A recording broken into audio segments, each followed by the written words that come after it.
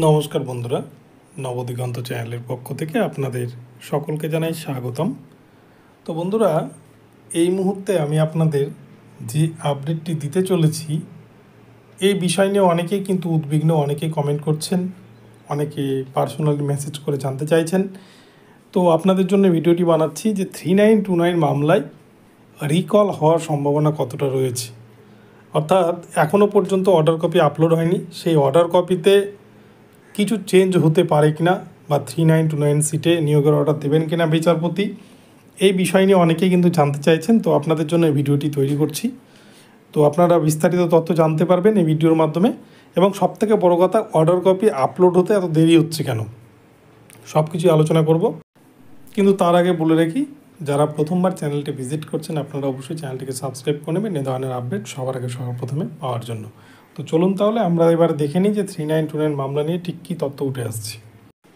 তো বন্ধুরা, আপনারা ভীষণ উদ্বিগ্ন হয়ে আছেন, সবাই বুঝতে পারছি। বিগত 9 মে 2024 তারিখে 3929 মামলার ফাইনাল জাজমেন্ট হয়েছে। ওই দিন কিন্তু চূড়ান্ত শুনানি হয়েছে এবং বিচারপতি মৌখিকভাবে রায়দান সম্পন্ন করেছেন এজলাসে 9 তারিখ, 8 তারিখ এবং 9 তারিখ দুদিনের শুনানিতে এই 3929 মামলার চূড়ান্ত রায়দান ঘোষণা করে দিয়েছেন ঋষিকেশ স্যারের বেঞ্চ। কিন্তু সবথেকে বড় যে বিষয়টি এখন সমস্যা হয়ে দাঁড়িয়েছে যে এই 3929 মামলার অর্ডার কপি কিন্তু এখনও পর্যন্ত আপলোড হয়নি। তো এই 3929 মামলার অর্ডার কপি আপলোড না হওয়ার ফলে এই যে 3929 ভ্যাকান্সিকে ফিরিয়ে নিয়ে আসার জন্য বা সুপ্রিম কোর্টে সঠিক তথ্য প্রদানের জন্য একটি রিভিউ মামলা হতে চলেছে 3929 ভ্যাকান্সিতে এই মামলার উপর। তো সেক্ষেত্রে অর্ডার কপি যেহেতু আপলোড হয়নি, তাই এক্ষেত্রে কিন্তু একটা সমস্যা হয়ে দাঁড়িয়েছে ক্যান্ডিডেটদের কাছে। কেননা ক্যান্ডিডেটরা কিন্তু এ নিয়ে একটা দুশ্চিন্তা করছে। ইতিমধ্যে কিন্তু আগামী 20 তারিখ থেকে সুপ্রিম কোর্টে গরমের ছুটি পড়ে যাচ্ছে। তো সেক্ষেত্রে এটা একটা চিন্তার কারণ। তো এক্ষেত্রে আমি বলি আপনাদের, সুপ্রিম কোর্ট ছুটি পড়লেও বা সুপ্রিম কোর্ট ছুটি থাকলেও এমার্জেন্সি বেঞ্চ কিন্তু বসে এবং সেক্ষেত্রে মামলা ফাইল কিন্তু করা যায়। ওই টাইমটাতেও, ওই টাইম পিরিয়ডের মধ্যেও কিন্তু মামলা ফাইল হবে, রেজিস্টার হয়। তো সেক্ষেত্রে কোনো সমস্যা নেই। এবং এছাড়াও যে বিষয়টি যে অর্ডার কপি এখনও পর্যন্ত আপলোড হয়নি কেন, সাধারণত সুপ্রিম কোর্টের ক্ষেত্রে কিন্তু 4 দিন বা 5 দিনের মধ্যেই অর্ডার কপি সাধারণত আপলোড হয়ে যায়। কিন্তু এক্ষেত্রে দেখা যাচ্ছে যে 8 দিন অতিক্রান্ত হয়ে গেলেও এখনও পর্যন্ত কিন্তু অর্ডার কপি আপলোড হয়নি।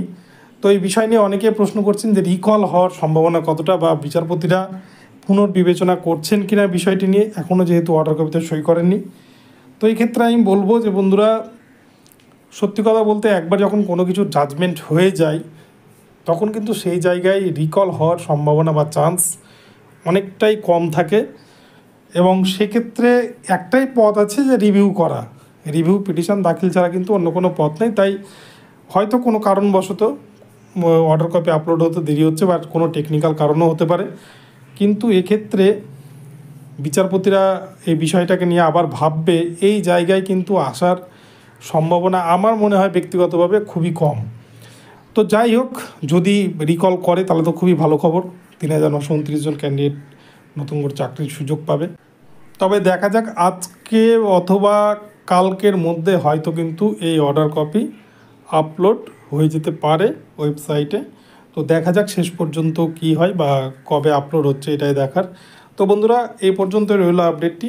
অনেকের অনুরোধে ভিডিওটি বানালাম। তো ভিডিওটি ভালো লাগলে চ্যানেলটিকে সাবস্ক্রাইব করবেন এবং এই ধরনের আপডেট পেতে চ্যানেলটিকে ফলো করতে থাকুন।